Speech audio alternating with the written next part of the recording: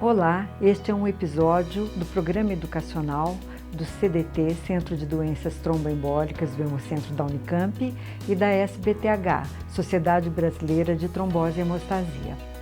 Eu sou Joyce Aniquino, atual coordenadora do CDT e presidente da SBTH. Estarei com vocês durante todo esse programa. Espero que aproveitem. O câncer é uma das maiores causas de mortalidade na população geral e, com o aumento da longevidade, esse número deve ainda aumentar mais. A ocorrência de complicações tromboembólicas aumentam o risco de mortalidade nesses pacientes.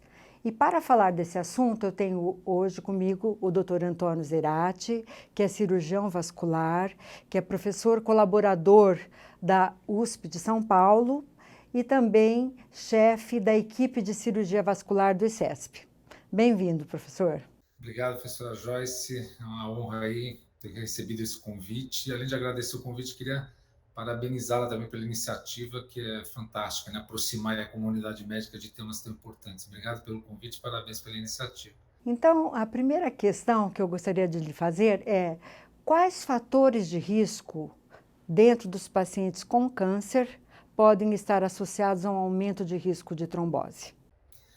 Então, a gente sabe, né, que a relação de câncer e tromboembolismo venoso é uma relação muito próxima, né? Só para citar alguns dados, né? A gente sabe que o câncer ele aumenta até 7 vezes o risco de evento tromboembólico venoso, né? Um em cada 5 casos novos de tromboembolismo venoso, ele está associado ao câncer no momento do diagnóstico. Fora aí, cerca de 10% dos casos, que às vezes o paciente com tromboembolismo venoso não tem o diagnóstico do câncer no momento, mas esse fenômeno tromboembólico já é uma manifestação aí paraneoplásica de um tumor que vai ser diagnosticado aí mais para frente. Também 20% dos pacientes oncológicos vão sofrer algum episódio tromboembólico venoso ao longo da vida. Então, é uma relação bastante próxima, né? E por que isso acontece? Existem alguns fatores aí que aumentam o risco de tromboembolismo venoso nos pacientes oncológicos. A gente sabe que esse estado trombofílico ele está associado à síntese de alguns mediadores, como o fator tecidual, o fator procoagulante neoplásico, e além disso existem outros fatores de risco que também estão associados, né? Existem fatores de risco que são comuns tanto à ocorrência de tromboembolismo venoso como ao câncer, né? Como idade avançada, a obesidade, né? A gente sabe que além de aumentar o risco de trombose, embolia, ela também aumenta, está associada ao aumento de risco de ocorrência de alguns tipos de câncer, né? Além disso, a menor mobilidade, né? O tumor, né? O câncer, ele é uma doença consumptiva, além de provocar, em alguns casos, internações frequentes, então diminuição da mobilidade, a presença de catéteres venosos também para o tratamento antineoplásico parenteral, cirurgias muitas vezes de grande porte, e além disso também às vezes o próprio efeito de massa do tumor, né, que às vezes pode comprimir aí, estruturas venosas, veias profundas, isso também aumenta o risco de trombose venosa.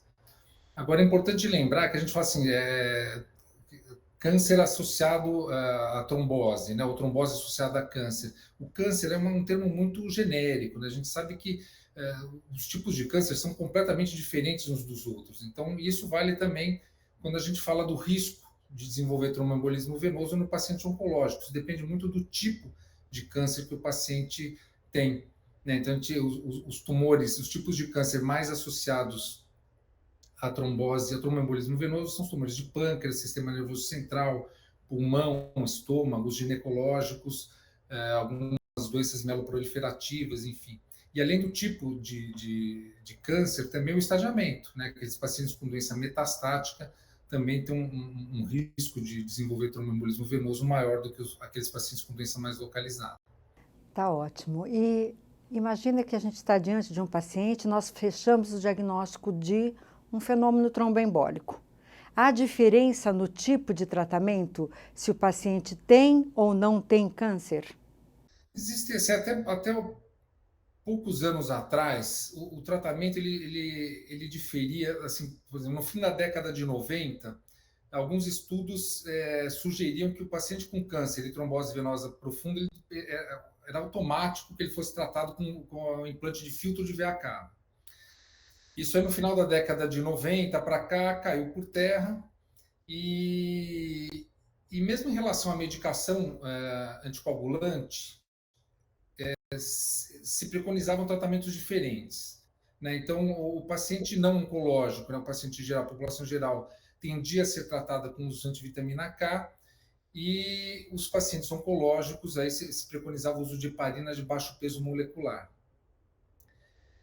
Com o advento dos anticoagulantes orais diretos, né, principalmente aqueles com atividade anti-10 ativado, isso aproximou, em certo ponto, o tratamento. Então, o tratamento, via de regra, é anticoagulação, né? Procedimentos como fibrinólise, trombectomia, farmacomecânica, filtro de veia cava, são para situações de exceção em ambos os grupos. Né? Então, a princípio, o tratamento é o mesmo, anticoagulação, né, de preferência, e mesmo em relação à escolha da medicação, houve uma proximidade maior com os DOACs. Né? Então, para a maioria dos pacientes, hoje em dia, inclusive os oncológicos, a gente tem a opção do DOAC, né, do anticoagulante oral direto, como primeira opção. Salvo aqueles que têm risco, têm alguma lesão de trato gastrointestinal ou geniturinário, porque aumenta o risco de tratamento. Mas, a princípio, o tratamento hoje em dia é próximo. Mas uma coisa importante é a questão dos cuidados que a gente deve tomar, né? Porque o paciente oncológico ele é diferente do paciente não oncológico, não só por ter um risco maior de desenvolver tromboembolismo venoso, mas também por representar um risco maior de complicações hemorrágicas. Então, se por um lado ele tem um risco maior de desenvolver trombose, por outro lado ele tem um risco maior de desenvolver episódios hemorrágicos. Então, é muito importante que aquela avaliação que a gente coloque numa balança o risco, né, da recorrência da trombose com risco de complicação hemorrágica. E no paciente oncológico, essa avaliação ela não deve ser feita só no momento da instituição da terapia anticoagulante, ela deve ser essa avaliação do risco ela deve ser refeita periodicamente, porque o paciente oncológico ele oscila muito a condição clínica geral dele. Né? Então, um paciente que às vezes evolui com deterioração da função renal, é um paciente que ao longo do tratamento ele pode apresentar plaquetopenia, né? Cair bastante os níveis séricos de plaqueta. Então, essa reavaliação dos riscos no paciente oncológico, ela deve ser feita com uma periodicidade maior. Além do que, também um outro cuidado específico para o paciente oncológico, que tem mais peso no paciente oncológico, é em relação à interação medicamentosa desses anticoagulantes orais diretos, principalmente com as drogas antineoplásicas. Então, também é uma situação um pouco particular em relação ao paciente oncológico, quando comparado ao não oncológico. Bem, então a gente vê quanto cuidado a mais nós temos que ter com esse tipo de paciente. Então, o ideal, o melhor dos mundos, era que a gente pudesse prevenir esses fenômenos tromboembólicos. Então, eu gostaria que você pudesse falar algo que possa ser feito e se há algo que possa ser utilizado, inclusive como medicamento para essa prevenção. A prevenção, acho que quase tudo na medicina é fundamental, né? Acho que até usando um pouco a sua fala no começo da entrevista, o tromboembolismo venoso é uma das principais causas de morte preveníveis, né? Então, isso é muito importante. E o fenômeno tromboembólico venoso ele é a segunda principal causa de morte nos pacientes com câncer. Ela perde só para a própria doença neoplásica. Então, tem um peso muito importante nessa população. Então, a profilaxia do tromboembolismo venoso ela é fundamental nesses pacientes. Quando a gente fala de profilaxia, isso remete muito à questão do paciente internado. Né? Então, no paciente clínico internado, nos quais, mesmo na população geral, a profilaxia é importante, no paciente oncológico ela é ainda mais importante. Então, no paciente que está internado, com fatores de risco associados, se recomenda a profilaxia nesses indivíduos. E naqueles sem fatores de risco associados, a gente sugere que seja feita a profilaxia. No paciente cirúrgico, isso também é importante, porque tem estudos que mostram, isso em população geral, né, que estudos multicêntricos feitos em diversos países, foram feitos estudos em pacientes internados. E o que se viu foi que, assim, nos pacientes clínicos que tinham indicação para profilaxia, pouco mais da metade só de fato recebiam essa profilaxia. E nos pacientes cirúrgicos, esse índice era ainda menor, quer dizer, às vezes menos da metade dos pacientes que deveriam estar recebendo profilaxia para tromboembolismo venoso estavam recebendo esse cuidado. Então é importante a gente ficar atento também no paciente cirúrgico, né? A profilaxia ela deve ser feita aí por um período mínimo de 7 a 10 dias em algumas situações, como por exemplo aquelas cirurgias abdominais ou pélvicas. Essa profilaxia às vezes ela deve ser estendida por até 4 semanas, mesmo depois da alta hospitalar. Né? Isso é importante, porque mais de um terço, às vezes tem trabalho que fala quase metade dos episódios de tromboembolismo venoso no paciente cirúrgico acontecem após a alta.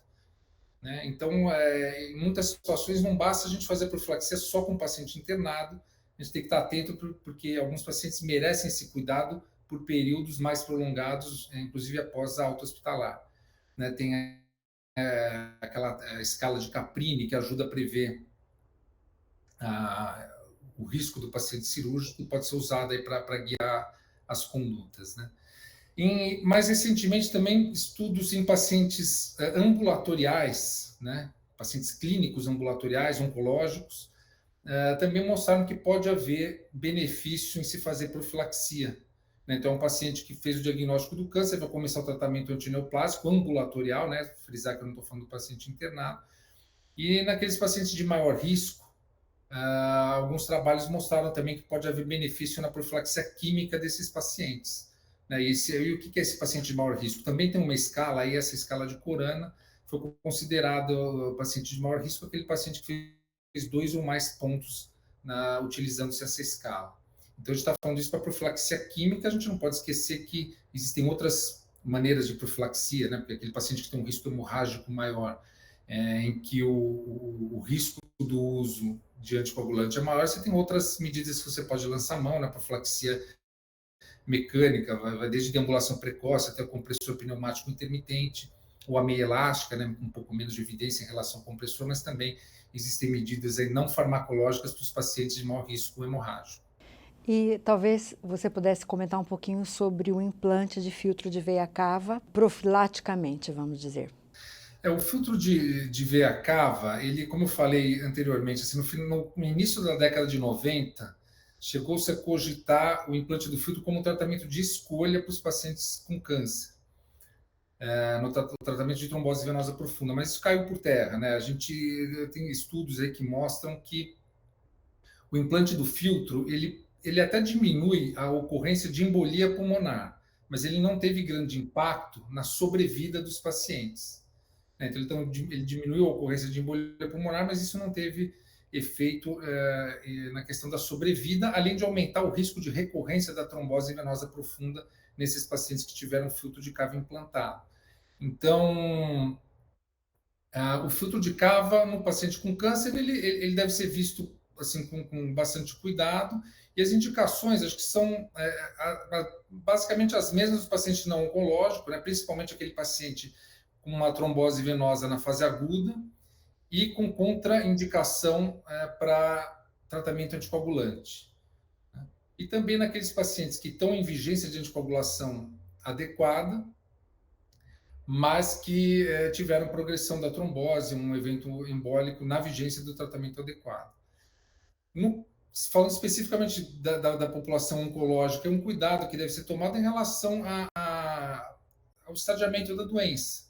Né, a gente tem que pesar o risco-benefício de você passar um filtro de cava num paciente já em estado terminal aí da doença, né? Não cuidados paliativos, né? Porque o cuidado paliativo hoje ele é mais amplo, né? Não é aquele paciente em fase terminal, né? Que tem muito paciente que tem uma perspectiva ainda boa de vida, mas que já está em cuidados paliativos, mas em relação à terminalidade, a gente tem que pesar o risco-benefício de se implantar um filtro de cava. Teve um trabalho, um estudo que a gente fez, acho que em 2020, se não me engano, com os pacientes lá do ICESP, que mostraram que a necessidade do uso de implante do filtro de veia cava, principalmente por motivação clínica, né, aquele paciente que tinha uma hemorragia recente, um alto risco hemorrágico, enfim, que por algum motivo clínico ele não podia receber anticoagulação, isso era um fator de mau prognóstico.